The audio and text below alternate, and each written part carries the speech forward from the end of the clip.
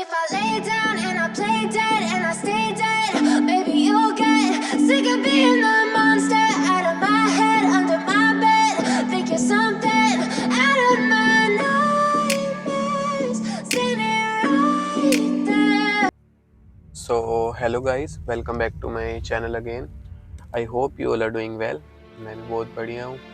So finally बहुत ज़्यादा time के बाद, बहुत ज़्यादा गैप देने के बाद फाइनली मैं आ चुका हूँ न्यू वीडियो के साथ. ये वीडियो कोई व्लॉग वगैरह नहीं होने वाली, ये सिर्फ एक इन्फॉर्मेटिव वीडियो बनाने जा रहा हूँ मैं. बस आज मैं शिफ्ट पे बैठा था, तो शिफ्ट पे इतना कुछ था नहीं करने को, कार में बैठना. तो मैंने सोचा कि अगर मैं फ्री बैठा हूँ तो मेरे को कोई वीडियो बना लेनी चाहिए. तो मैंने सोचा कोई इन्फॉर्मेटिव वीडियो बनाता हूँ जिससे आप लोगों की हेल्प हो. सो आज मैं बात करने वाला हूँ बहुत ही बढ़िया इन्फॉर्मेटिव टॉपिक पे. तो आज का मेरा टॉपिक है इंटरनेशनल स्टूडेंट जो कि आना चाहते हैं कनाडा में, या फिर स्कूल टाइम में है इंडिया में और आने की प्लानिंग कर रहे हैं कनाडा में. तो सबका वेलकम है और मैं आज प्रोसेस बताने जा रहा हूँ. सो मैं अपना बेस्ट दूंगा और अपनी तरफ से बिल्कुल डीपली इंफॉर्मेशन देने की ट्राई करूँगा. तो मैं सारा प्रोसेस बताऊंगा कि स्टार्टिंग कहाँ से होती है, एंडिंग कहाँ पे होती है, टोटल एक्सपेंस कितने आते हैं इंडिया से लेके, जो भी प्रोसेस होता है और जो भी टिकट, फ्लाइट, सब कुछ मैं इंक्लूड करूँगा और बताऊँगा आप सबको कि टोटल खर्चा कितना आता है, ताकि जब भी आप इंडिया में हो माइंड सेट करो कनाडा जाना है तो आपको पता हो कि हाँ ऑलमोस्ट इतना खर्चा तो आएगा ही आएगा. सो बिना टाइम ख़राब करे अब स्टार्ट करते हैं हमारी वीडियो. सो गाइस, सबसे पहले मैं आपको बता देना चाहता हूँ कि ऑलमोस्ट कनाडा के डॉलर का रेट 61 समथिंग चल रहा है और जितना भी मैं एक्सपेंस बताऊँगा वो अराउंड 60 रुपीज़ इंडियन के हिसाब से, इंडिया के 60 रुपीज़ के हिसाब से कन्वर्ट करके मैं बताऊँगा, क्योंकि फ्लक्चुएट होता रहता है इसका रेट. सो गाइस अब स्टार्ट करते हैं कि सबसे पहले तो आपका अच्छी परसेंटेज आनी चाहिए जब आप 12 पास आउट होते हो. वो मैटर नहीं करता CBSE से हो, HPSC से हो, किसी मर्जी बोर्ड से हो, लेकिन आपके परसेंटेज नंबर वगैरह अच्छे आने चाहिए. उसके बाद जो प्रोसेस होता है, सबसे पहले आपको देना पड़ेगा एकेडमिक IELTS का टेस्ट. तो ये आपको इंडिया में देना पड़ेगा और लगा लो इसके आपको देने पड़ेंगे 15,500 रुपये इंडिया के. उसके बाद आप लगा लो कि अगर कोई IELTS कोचिंग वगैरह ज्वाइन करते हो तो उसकी फ़ीस डिपेंड करती है, हर एक कोचिंग सेंटर डिफरेंट फ़ीस लेता है. तो लगा लो कि उसका हो सकता है कि कोई 5,000 लेता है, कोई 4,500 लेता है, कोई 6,000 से लेकर 10,000 तक. तो ऑलमोस्ट ये लगा लो 6 से 10,000 तक. अगर आप अच्छे स्कूल से पास आउट हो, आपको लग रहा है कि नीड नहीं है, तो मेरी तो सजेशन यही रहेगी कि आप IELTS कोचिंग सेंटर मत ज्वाइन करो. ना भी हो सकता है यूट्यूब से हेल्प ले सकते हो और काफ़ी सारे चैनल्स हैं, जैसे IELTSLIZ है, E2 IELTS है, यसद याकूब है, लेकिन वो बेस्ट टिप्स एंड ट्रिक्स बताते हैं. तो आप कोचिंग सेंटर पे भी जाओगे तो आपको 3-4 महीने यही बताएंगे और आपके ऑलमोस्ट लगा लो 30,000 to 40,000 वहाँ पे लग जाएंगे. तो आप इसमें सेव कर सकते हो घर बैठे बैठे ही, किसी बुक से या फिर YouTube वीडियो से आप सीख सकते हो, जैसे आप सेव कर सकते हो पैसे. उसके बाद जब आपका IELTS आ गया, अच्छा बैंड स्कोर आ गया, तो आपको लगा लो कि 6.5 आपकी रिक्वायरमेंट होनी चाहिए.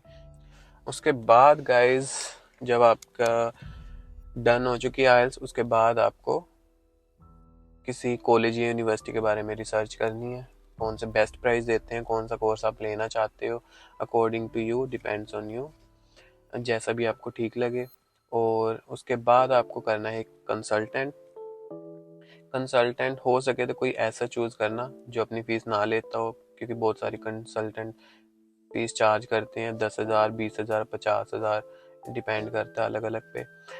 आपको ये ऐसा देखना कि जो चार्ज बिल्कुल भी ना करता हो, क्योंकि हर एक एजेंट को ऑफर लेटर निकलवाने के बाद कमीशन मिलती है कॉलेज की तरफ से। So guys after that you have to pay for the application fees, हम ऑफर लेटर भी कह सकते हैं। सो ऑलमोस्ट ओंटारियो के कॉलेजेस में बहुत सारे कॉलेजेस पैसे लेते हैं ऑफर लेटर देने के, लगा लो $100 to $125, डिपेंड करता है अलग अलग कॉलेजेस पे। आप कॉलेज की वेबसाइट पे जाके चेक कर सकते हो। और लेकिन मेरे ख्याल से मॉन्ट्रियल में ज़्यादातर कॉलेजेस नहीं लेते हैं, वो फ्री ऑफर लेटर प्रोवाइड कराते हैं। तो आप पे डिपेंड करता है कौन से प्रोविंस में आ रहे हो। तो आप लगा लो कि ज़्यादा से ज़्यादा 2 या 3 अगर आप ओंटारियो या किसी और प्रोविंस में आ रहे हो जो लेते हैं पैसे ऑफर लेटर देने के, तो आप 2 से 3 कॉलेजेस में ही ऑफर लेटर अप्लाई करो। कई कई बच्चे हैं 6-6, 7-7, 8-8 कॉलेजेस में अप्लाई करते हैं, तो उनका बहुत खर्चा है क्योंकि आना तो एक ही कॉलेज में है। तो बेस्ट कॉलेजेस में apply, so guys best colleges में अप्लाई करो। तो लगा लो कि अगर 2-3 में भी करते तो 18,000 आपका वो बनता है टोटल वहाँ पे। तो आप 18,000 में 3 कॉलेजेस का ऑफर लेटर मंगवा सकते हो, एंड मोर देन इनफ है ये। एंड गाइज अप्लाई करने के बाद ऑलमोस्ट 15-20 दिन से लेके 1-1.5-2 महीने तक आपका ऑफर लेटर आ जाएगा। और उस पर आप चेक करो अपनी सारी डिटेल्स, आपकी पर्सनल डिटेल्स, सब कुछ, नेम, डेट ऑफ बर्थ, सब कुछ वहाँ लिखा होता है। वो स्टूडेंट आईडी प्रोवाइड कराते हैं, सब कुछ कराते हैं। उसमें आपका ऑफर लेटर में सारी चीज़ें इंक्लूड होती हैं कि कोर्स कब स्टार्ट हो रहा है, कब एंड हो रहा है, उसका फीस स्ट्रक्चर क्या है, फर्स्ट ईयर में कितनी फ़ीस पे करनी है, देन कितनी रिमेनिंग रहेगी है, वो कैसे पे करनी, वो सब कुछ उसमें इंक्लूड होता है। यहाँ के कॉलेजेस की फ़ीस स्ट्रक्चर की, तो वो इंटरनेशनल स्टूडेंट को लगा लो कि अगर तो आप कोई थ्योरी वाला कोर्स लेते हो, वैसे डिपेंड करता है कॉलेज बाय कॉलेज, लेकिन मैं आपको आइडिया बता देता हूँ। अगर आप कोई थ्योरी वाला कोर्स अप्लाई करके आते हो, लेके आते हो, तो आपके ऑलमोस्ट $6,000 to $8,000 पर सेमेस्टर फीस होगी। लगा लो कि अगर आप प्रैक्टिकल वाला लेते हो तो लगा लो आपकी फ़ीस जा सकती है 10,000 से लेके $12,000 तक। तो मैं एवरेज लगा के चलता हूँ कि $8,500 से $9,000-9,500 फ़ीस एक सेमेस्टर की है यहाँ पे, जो आपको 2 सेमेस्टर की इंडिया से पे करके आनी पड़ेगी। टॉपिक है GIC का। GIC बहुत सारे, मतलब कि हर एक बच्चे के लिए कंपलसरी है। तो आप सबको $10,200 इंडिया से किसी भी यहाँ के कनाडा के बैंक में आपको डलवा के आने पड़ेंगे, लेकिन वो आपकी EMI के थ्रू बाद में वापस मिलते रहते हैं मैक्सिमम 11-12 महीने तक। और तो वो सारा क्लियर हो जाता है, तो वो एक हिसाब से हमारे ही पैसे हैं वो वापस मिलते रहते हैं। जो मेन ब्रांचेज़ हैं बैंक्स की, तो वो है लगा लो कि RBC है, ICICI है और स्कोशिया बैंक है।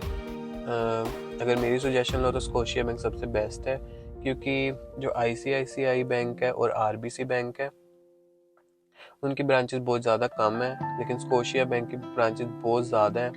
लगा लो एक सिटी में 15-15, 20-20 ब्रांचेस हैं। कहीं पे भी चले जाओ, किसी भी प्रोविंस में चले जाओ, किसी भी सिटी में चले जाओ, अगर आपका अकाउंट कहीं पे भी खुला, जैसे मेरा मॉन्ट्रियल में खुला था और मैं एट प्रेजेंट ओंटारियो में रह रहा हूँ, तो मेरे को कभी इतनी दिक्कत नहीं आई, क्योंकि वहाँ पे भी मेरे घर के पास ही था और यहाँ पे भी ओंटारियो में बिल्कुल 2-3 मिनट की ड्राइव पे और बहुत सारे स्कोशिया बैंक मिल जाते हैं। तो मेरी प्रेफरेंस यही है कि ये कन्वीनियंट बैंक है, उनकी सर्विस भी बहुत अच्छी है, क्रेडिट कार्ड, डेबिट कार्ड सब कुछ देते हैं ये। तो GIC का तो अब ऑलमोस्ट लगा लो आपके 6,12,000 के आसपास आपको पड़ेंगे, जो आपको डिपॉजिट करा के आने पड़ेंगे।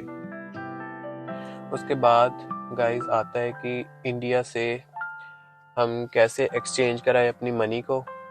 लगा लो इंडिया से कनाडा, से इंडिया टू कनाडा, तो उसके लिए आप डिफरेंट एप्लीकेशन यूज़ कर सकते हैं। extravelmoney.com, सो इसकी साइट पे आप पूरी डिटेल देख सकते हैं। तो लगा लो कि ये बिल्कुल बेस्ट रेट देते हैं और इनकी सर्विस बिल्कुल ऑनलाइन है, ऑनलाइन ही आप सब कुछ कर सकते हो। और आप लगा लो कि अगर फ्लाईवायर और वेस्टर्न यूनियन से कराना चाहते हो, वो आप पे डिपेंड करता है। तो लगा लो कि अगर आप उनसे कराओगे तो भी आपको हेल्प कर देंगे। इनकी एक डेडिकेटेड टीम होती है, वो आपकी पूरी हेल्प करती है। तो अगर आप फ्लाईवायर से एक्सचेंज कराते हो अपनी करेंसी तो आपको लगा लो 1 से 1.5 रुपये देने पड़ेंगे। तो ऑलमोस्ट लगा लो कि अगर आप $10,000 की ट्रांसफ़र करते हो तो आपको 10 से 15,000 एक्स्ट्रा देने पड़ेंगे। वेस्टर्न यूनियन और फ्लाईवायर थी, इनके साथ सेम है, इनका ऑलमोस्ट सेम ही है एक्सचेंज रेट। 1 से 1.5 रुपये आपको देने पड़ेंगे। तो उसी के कंपैरिजन में अगर देखें extravelmoney.com का तो उनका है 0.4 to 0.6।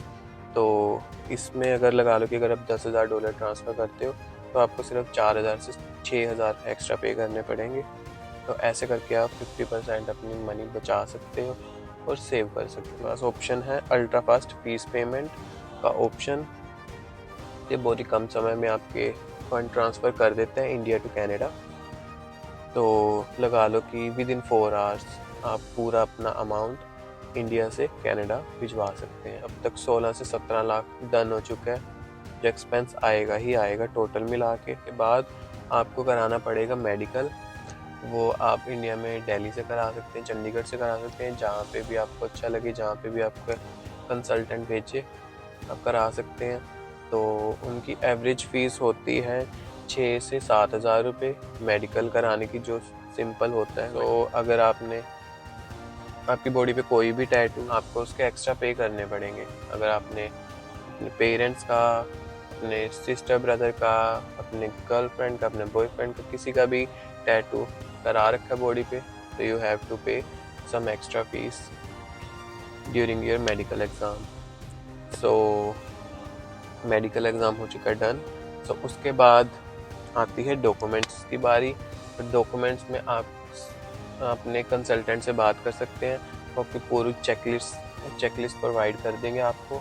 उसमें सारा कुछ लिखा होता है कि कौन कौन से डॉक्यूमेंट ज़रूरी होते हैं। तो अगर आगे मैं देखता हूँ, मैं ट्राई करूँगा कि सारे डॉक्यूमेंट की लिस्ट बना के वीडियो बनाऊँ मैं आगे।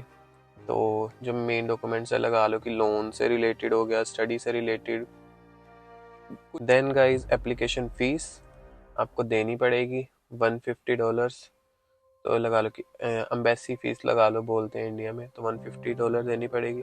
और आपको साथ में देनी पड़ेगी बायोमेट्रिक फ़ीस जो कि होगी $85।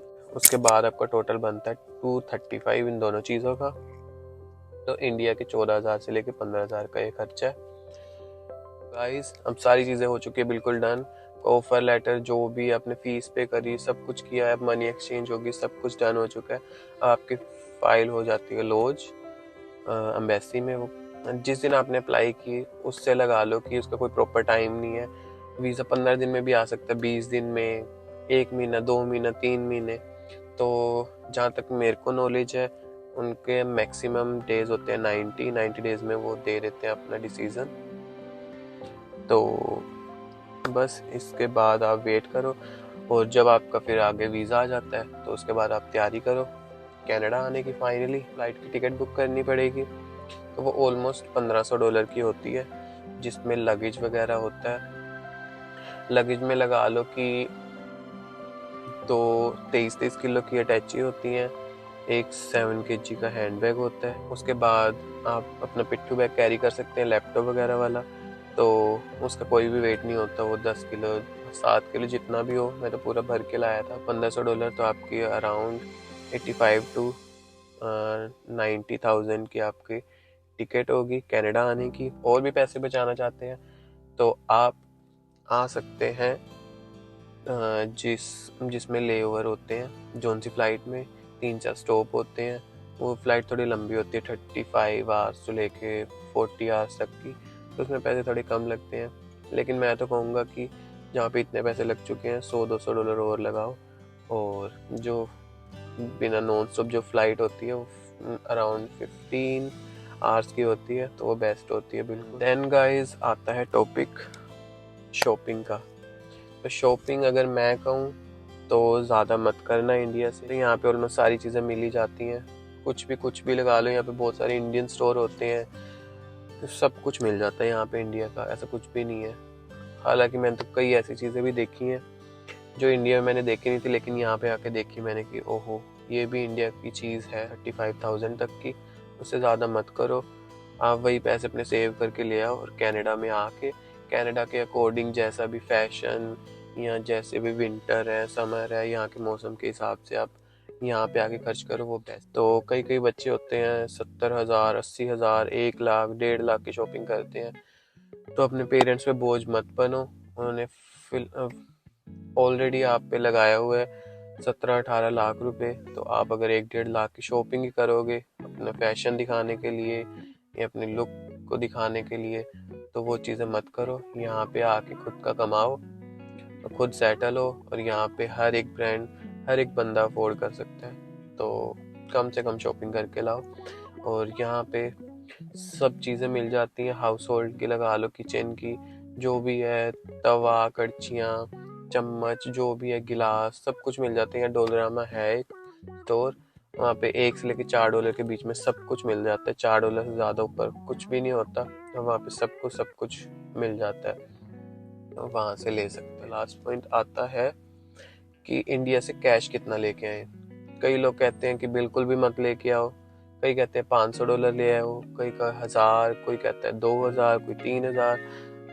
तो अगर मेरी मानो तो $1000 मोर देन इनफ है, क्योंकि यहाँ पे आके आपकी जिस दिन आप आओगे उसी दिन या अगले दिन आप बैंक में जाओगे, आप अपने GIC अकाउंट ओपन कराओगे, $2000 आपको सेम डे ही आपके बैंक में मिल जाएंगे, तो ऑलमोस्ट आपके पास $3000 हो जाते हैं।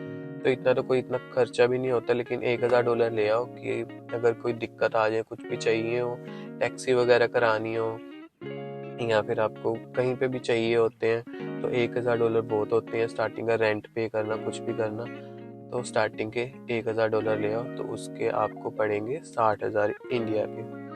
सो गाइस, अब सारी चीज़ें हो चुकी है डन। अब इसको करते हैं समराइज। तो समराइज में लगा लो कि आइल्स पे लगे आपके 15,500 रुपये, उसके बाद आपके लगे कोचिंग सेंटर पे 10,000 लगा लो कि आपके वहाँ लग चुके। उसके बाद आपकी कंसल्टेंट ऐसा ढूंढा जो कि 20,000 आपको चार्ज कर रहा है, तो लगा लो 20,000 हम उसके जोड़ते हैं एवरेज बेस पे। एंड अगर उसके बाद आपने 3 जगह पे अप्लाई किया, 3 कॉलेजेस में ऑफर लेटर, तो आपके लगा लो 18 से 20,000 रुपये वहाँ पे लग गए। और 1 साल की आप फीस पे करके आते हैं इंडिया से, हर कोई स्टूडेंट करके आता है, तो उसकी एवरेज फीस लगा लो 10 लाख से 11 लाख आप इंडिया के रुपीज़ में करके आते हो पे। एंड देन GIC 6,12,000 के आसपास। और अब लगा लो मेडिकल, वो 6,000-6,500 में डन। उसके बाद आती है फीस जो बायोमेट्रिक वगैरह के लिए लगती है, और biometric fees and embassy fees को अगर मर्ज करके देखें तो बनते रहे $235, जो इंडिया में बनते हैं 14,200 समथिंग बनते हैं। तो ये लगा लो। उसके बाद आपकी लगा लो फ्लाइट की टिकट हुई 90,000 की या 92,000 की, 95 डिपेंड करता है, तो मैं एवरेज ले रहा हूँ 90,000। उसके बाद आप कैश लेके आते हो 60,000 $1,000 में, वो हो गए। तो अब आपका टोटल खर्चा लगाएं तो बन चुका है 19,60,000, तो ऑलमोस्ट 20 लाख। तो अगर आप देखें बीच में कुछ रह तो नहीं गया, लेकिन फिर भी थोड़े बहुत खर्चे आ ही जाते हैं, एक्सपेंस वगैरह। तो आपका टोटल लगा लो कि 20 से 21 लाख लगेगा ही लगेगा कनाडा में आने का, अच्छे कॉलेज में आने का। और कॉलेज गाइस इंडिया में देख के ही चूज़ करना। तो मेरी सलाह आपके लिए यही है कि ऐसे कंसल्टेंट के पास बिल्कुल भी मत जाना जो कहे कि एक पर्टिकुलर कॉलेज में ही जाओ, एक पर्टिकुलर यही आप कोर्स ले लो। और मेरे साथ भी कुछ ऐसा ही हुआ था, मैं वो नहीं शेयर करना चाहता, छोड़ो, जैसा तैसा था, वो निकल गया मेरा टाइम। तो मैंने बहुत डिफ़िकल्टीज देखी हैं इस चक्कर में। तो मैं आप सबको यही गाइड करूँगा कि आप बेस्ट कॉलेज लेके आओ, बेस्ट कोर्स लेके आओ, कि पूरा फ्यूचर आपका स्टडी पे ही टिका हुआ है। स्टडी अच्छी लेके आओगे तो फ्यूचर भी आपका बिल्कुल ब्राइट ही होगा, तो आपको कोई दिक्कत नहीं आएगी। तो आप अपना देख के आओ अच्छे से, क्योंकि एजेंट की कमीशन आती है, एजेंट अपनी कमीशन के लिए आपका कुछ भी नहीं सोचते। उनको ये होता है कि हमारी कमीशन आ रही है, हमारे पैसे आ रहे हैं, तो बच्चा बाहर पहुंच रहा है, तो कोई चक्कर नहीं है। अपना ये देख के आना। और मैं यही कहूँगा किसी अच्छे कॉलेज में आना प्रेफर करना, कोई अच्छा गवर्नमेंट कॉलेज हो, गवर्नमेंट यूनिवर्सिटीज़ हो, उसी में ही आना। क्योंकि मॉन्ट्रियल में जब से मैं आया हूँ तब से बहुत सारे कॉलेज न्यूज़ में चलते हैं, ब्लैक लिस्टेड हो चुके हैं। मेरा कॉलेज भी ब्लैक लिस्टेड हो चुका था, मैं भी आउट ऑफ स्टेटस था 4-5 महीने, लेकिन दोबारा वो चल गया कॉलेज किसी और में मर्ज वगैरह होके। मेरे को बहुत सारी डिफ़िकल्टीज आई थी उस टाइम पे, तो फाइनली मेरा होने वाला कोर्स ख़त्म, मैं एट प्रेजेंट प्रोजेक्ट ही कर रहा हूँ। तो गाइस बस यही थी मेरी आज की वीडियो। अगर आपको अच्छी लगी तो लाइक करना, शेयर करना, कमेंट करना। अगर आपको कोई भी फ्रेंड आ रहा है तो उसको मेरी वीडियो शेयर करना, क्योंकि मैं भी इंडिया से आया था, मैंने भी सारी चीज़ें देखी हैं, सारे दिन देखे हैं। तो मैं होप करता हूँ आप सबके बेस्ट के लिए अब जल्दी से जल्दी अपना वीज़ा लगवाओ और यहाँ पे पहुँचो। और यहाँ पे पहुँच के कोई दिक्कत नहीं, कोई कुछ नहीं है। अगर आपको कोई भी क्वेश्चन है या कुछ भी है अभी भी क्लियर नहीं हुआ या किसी चीज़ का रिलेटेड पूछना है तो मेरे को एनी टाइम इंस्टाग्राम पे या फेसबुक पे कहीं पे भी मेरे को टेक्स्ट कर सकते हो। मैंने यूट्यूब के बायो में सारे मेरे लिंक जोड़े हुए हैं सोशल मीडिया के। तो गाइस अब चलते हैं, ख़त्म करते हैं वीडियो। आई होप आप सबको थोड़ी अच्छी इन्फॉर्मेशन मैं दे पाया हूँ। गाइस ये वीडियो के बाद अगर आपको किसी और टॉपिक पे वीडियो चाहिए आप कमेंट कर सकते हैं, तो मैं उस टॉपिक को पूरा ट्राई करूँगा कवर करने का। तो गाइस अब करते हैं वीडियो ख़त्म, तो मिलते हैं आपको नेक्स्ट वीडियो में। तब तक के लिए bye bye, stay tune with Canada जोश।